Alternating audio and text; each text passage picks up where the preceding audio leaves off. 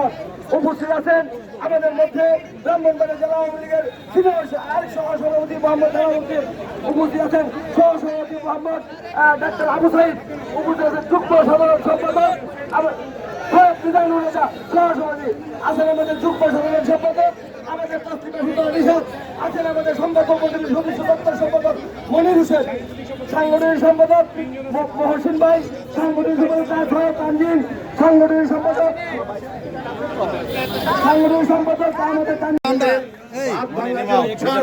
সেই উচ্ছ্বাস প্রমাণ করে যে ব্রাহ্মণবাড়িয়া জেলা আওয়ামী লীগ ওবায়দুল মুক্তাদির চৌধুরীর নেতৃত্বে ব্রাহ্মণবাড়িয়া জেলা আওয়ামী লীগ আগের থেকে অনেক বেশি শক্তিশালী।